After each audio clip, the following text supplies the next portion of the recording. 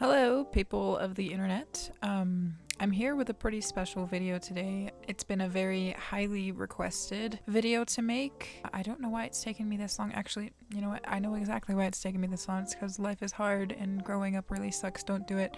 But anyway, this is going to be a video about how I animate my 2D photos and stuff like that. And if you are still kind of confused what that means, I'm going to show you some clips here of some things that have blown up a little bit on my YouTube channel and kind of why I have subscribers. So here goes nothing.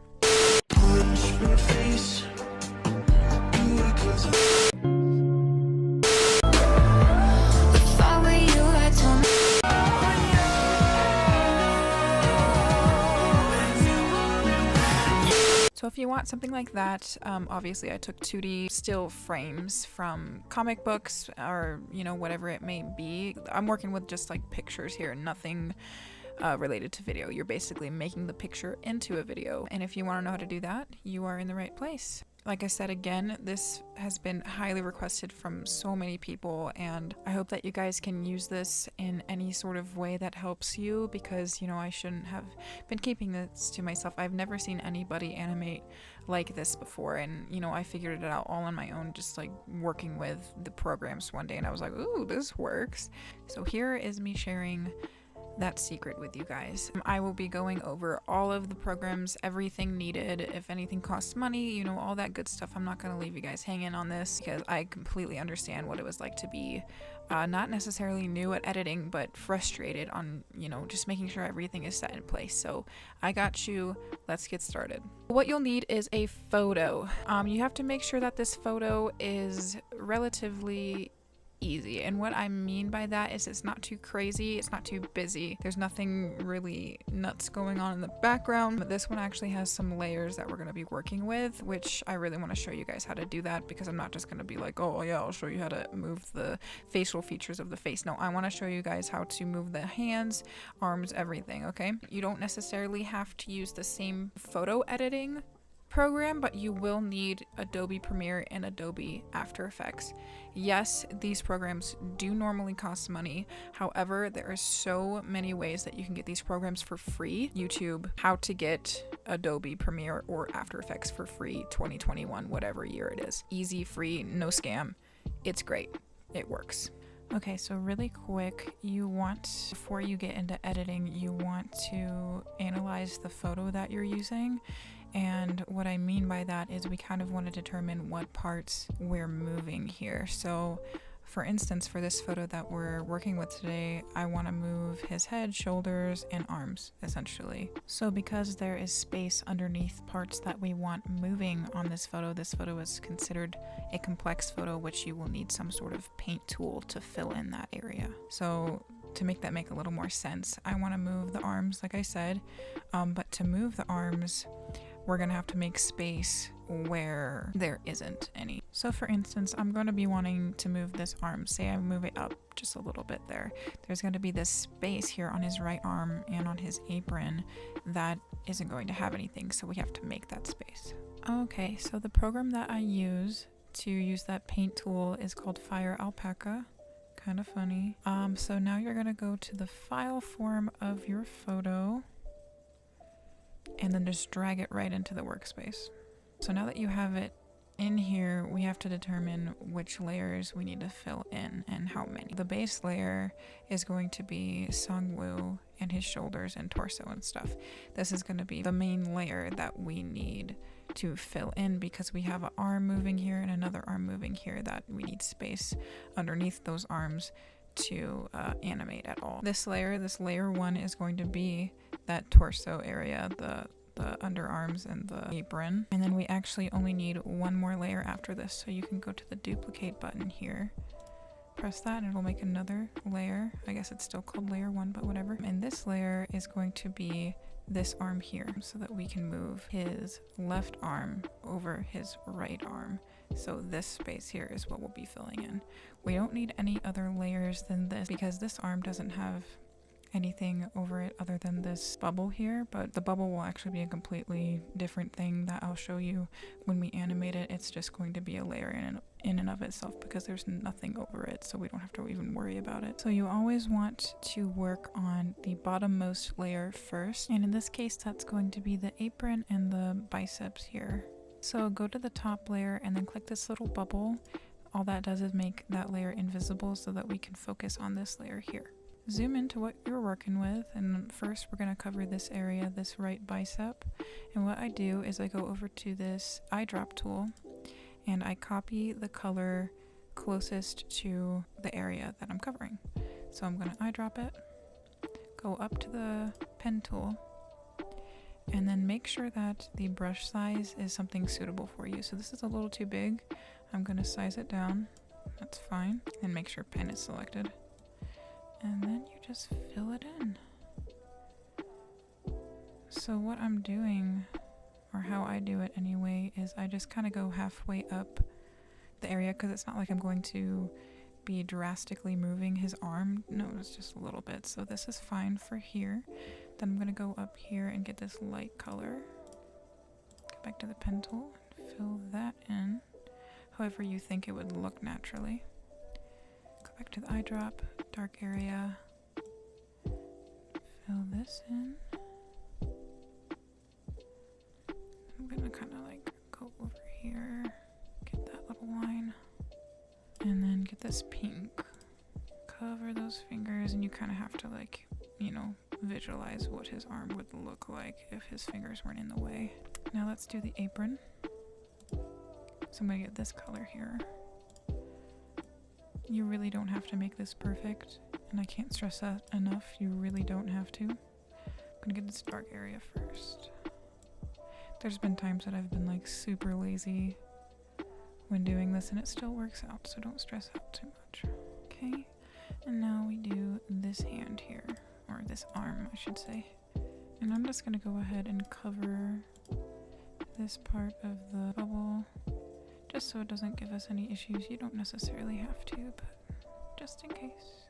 Okay, so now that we have all of that space filled in, I go to the blur tool here and make sure it's about 50%, and then just kind of blend all of those edges in. It kind of makes it a little bit more seamless.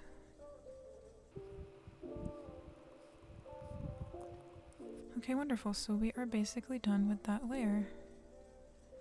Let's go to this layer. So you can press that bubble again to make it visible. And this layer, remember, is just going to be this right arm. I usually always start with the dark, just makes it a little bit easier. Make sure you press the pen tool again, so you're not just blurring it. Whee!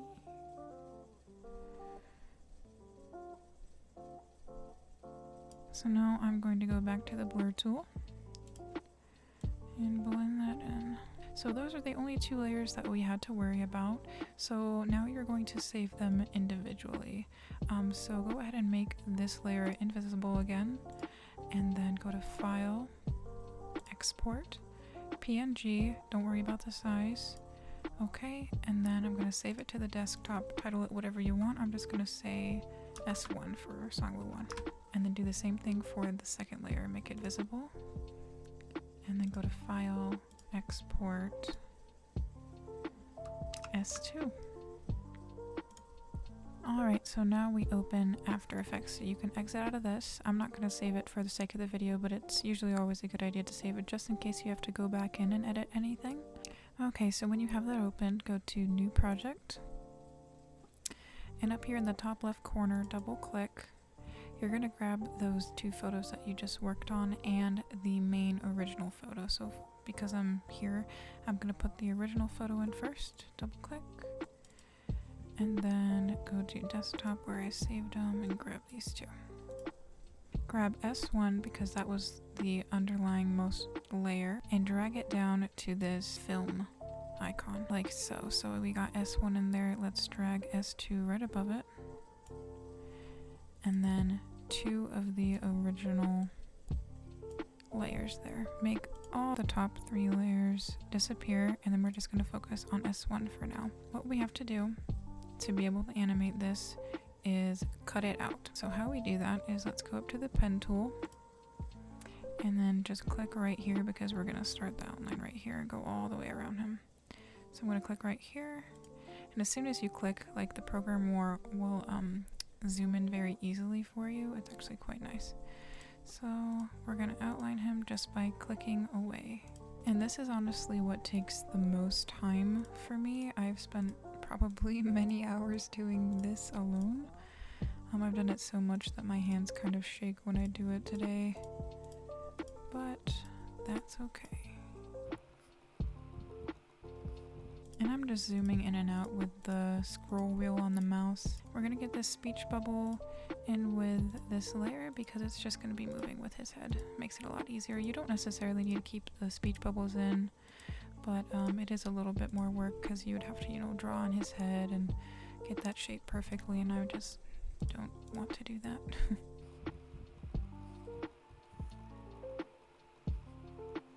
And if you ever put one down that you're not very fond of, just press Ctrl-Z to cancel or to undo it.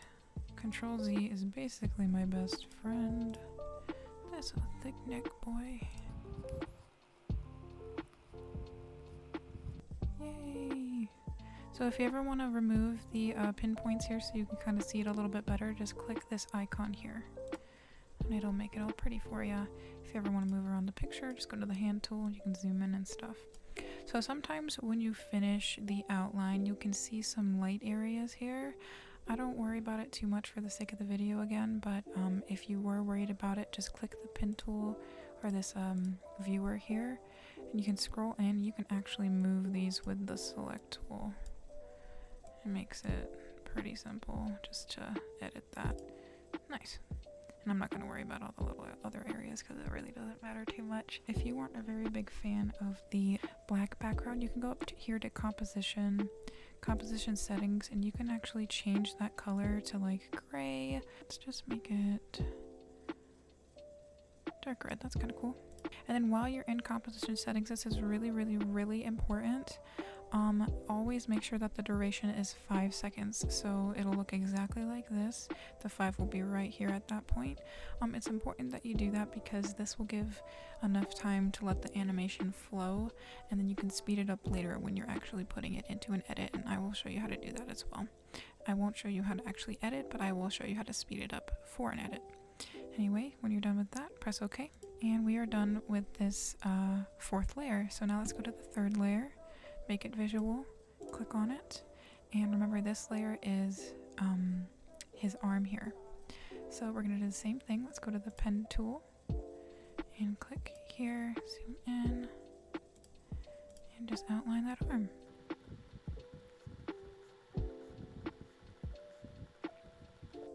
Wonderful. That's kind of what it looks like when you're done with that layer. And now let's do the third layer, which is going to be this arm.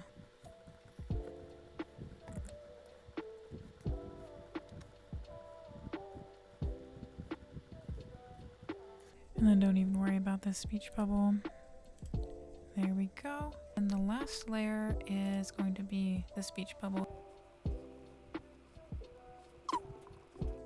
So this is what our work has done so far. Looks awesome. Okay, so now it is time to animate, and this is the really fun part. I actually animate in 2 different ways. One of them is called the puppet tool, and the other is the Liquify tool. So first, I always do the puppet tool. You always just start with the bottom layer, and then go up here to this puppet position pin tool. And you're going to pin down any area of the body that is kind of like an anchor point. This top of the head, right here at his collarbone, and the tip of the 2 shoulders. You're gonna take the timeline thing and then go all the way to the end of the 5 seconds, and then you're going to position this how you want it to move. So I'm gonna raise the shoulders a little bit and then turn his head a little. You can kind of go crazy with this. It's a little wild what you can do, but I like to keep it subtle. So I'm gonna do that, and then I'm gonna raise the collarbone a little bit just to make it not stretch too much. There we go, that's not bad at all. So now we do that for all the layers. So let's do the third layer. That's this arm. So I'm gonna anchor here and here. Boom, boom, boom. And then move this however you want. And you do want it to be different enough from where its original position was. So this was its original position, so you want to move it enough to where you can tell that that arm is moving, so not all of your hard work goes to nothing. So I'm actually going to make his arm a little bit lower. Okay, not bad at all. Now the second layer, I'm going to pinpoint here. I'm going to pinpoint his wrist, and then there. So go to the end. I'm going to raise the arm a little bit. That is pretty perfect to me. I like it. Okay, so now we do the speech bubble, and this one's, you know, easy. All we have to do is really put one pin in, and then just put it up. Easy, easy. Nice, and it kind of adds, you know, a different effect when you do move the speech bubble. It kind of looks cool, honestly. So sometimes I really do like to keep those speech bubbles in because it reminds the viewer that this was from a comic book and they should read it to figure out what they're saying. You know what I mean? Okay, so it's time to do the Liquify tool. Like I said before, I have two different methods of animation. I just showed you the puppet method, which is, you know, it looks great all by itself, but the Liquify is really what brings that drastic change that people are like, to. It's really, really cool to combine these two things just to make like the perfect little piece of art, to be honest, like, because you're just manipulating this already created art, which is freaking amazing. Thank you, Kugi, for everything. But the Liquify tool is super, super cool.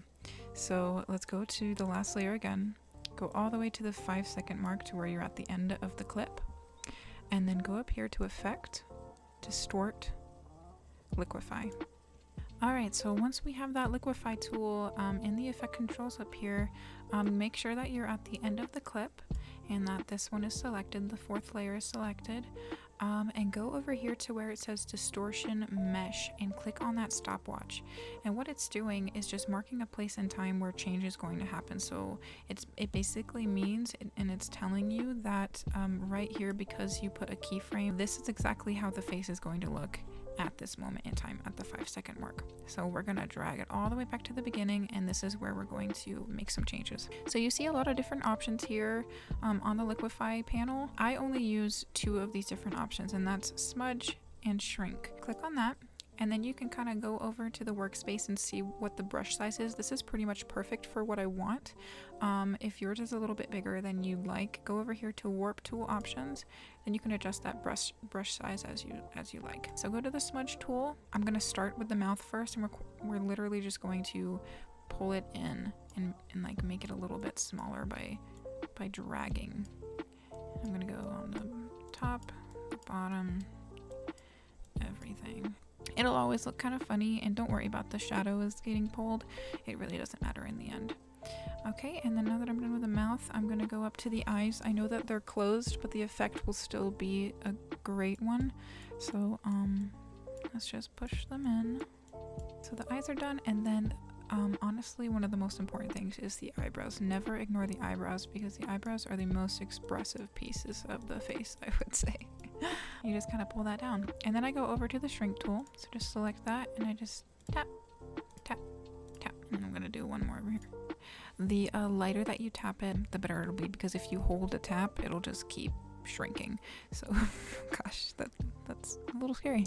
Control Z, and I just tap the eyes once. Tap. So now that we have completed our effect and we marked a place and time over here, we can now drag the timeline tool to see how drastic that changes. It's crazy, okay? And I know it looks kind of funny. You may think that this might be too much, but let me tell you, and please mark my words, exaggeration in edits is very important. There has been a countless amount of times that I am making an edit that's very fast paced and I have like animations in it, and I don't exaggerate enough. I kind of like do this. That's as much as I do. And the animation is almost hidden, like with transitions and filters and everything. Once that stuff is added, and motion blur especially, you don't really see the change. So it's really important to have these exaggerations to where it looks kind of funny at the beginning. Trust me. But of course you guys can do whatever the heck you want with it. This is just personally what I do with my edits, and this is how I make them the best that they could be. We are done. We animated this. Like, heck yeah, dude. Like, this is something crazy that you just learned, and I'm so happy to have been able to share it with you guys, because this is something I've done since like 2017, I think, maybe 2018. I know 2016 was the first Killing Stalking edit I made. No, was it 2017? I don't know. It was a long time ago. So I've been doing this for a while, and like I said, I was just kind of playing around with the programs, and I learned how to do this just by being like, oh, what is this? Oh, what is this? Like, you know, because once you download these programs, there are so many things that you can do, and it's quite overwhelming at the beginning of your editing career. Anyway, so now that we have finished that, you're going to go up to File, Export, and if you have a genuine app, meaning you pay for the app, you would go to Add to Adobe Media Encoder Queue. Because my app is not genuine, I don't have Adobe Media Encoder Queue because it is a separate rendering app, and it is great. It's great to use, but I don't have that, so I'm going to go to Render Queue. Output mode, lossless, everything looks good. The one problem with not having genuine apps, for mine anyway, it does not let me save as an MP4 file, which is quite annoying, but that's okay because I have Premiere Pro to transfer that format. So I have to unfortunately do AVI and then press OK, and then you can title it whatever you want. I'm just going to keep it the same. I always go to desktop so I can find it easily. Press save and then render. Literally only takes a few seconds, okay? Then you'll hear that noise. You can exit out. You can save it if you want. I'm not going to for the sake of the video.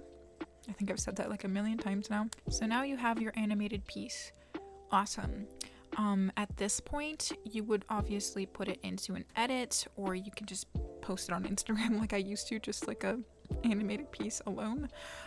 You can do whatever the heck you want with it, but I will show you guys how I speed them up, because I did teach you to make it a 5-second duration, and when you watch it back, you know, it's very, very slow. It's not really hitting you hard, and it hits you hard when you actually put it into a edit piece. So let me show you how I size it and how I speed it up to fit the beat of the music. And I do that in Premiere Pro.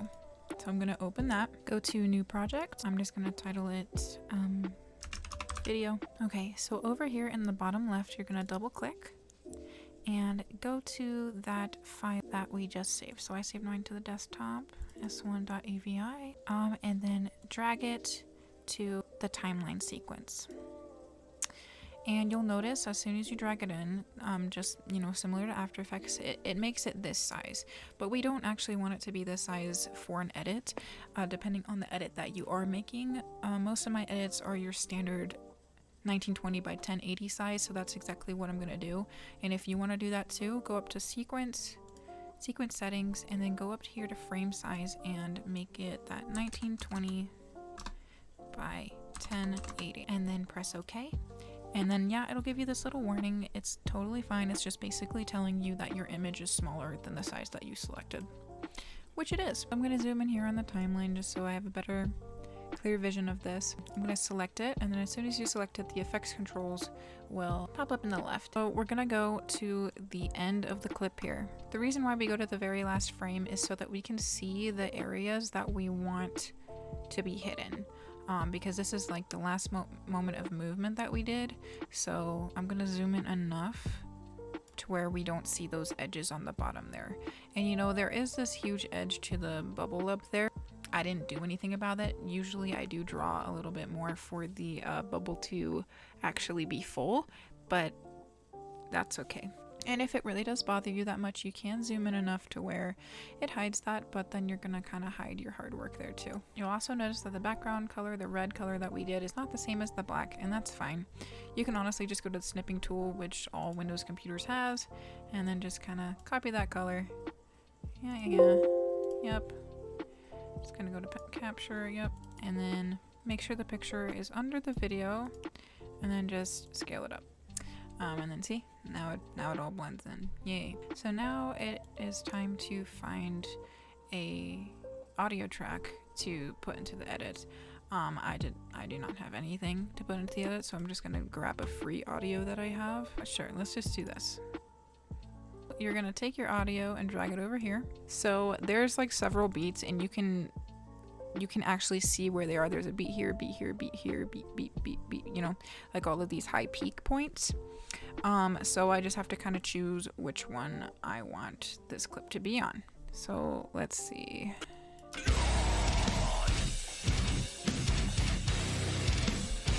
This isn't a very good example, but I'm just going to show you guys what it is from point A to point B here.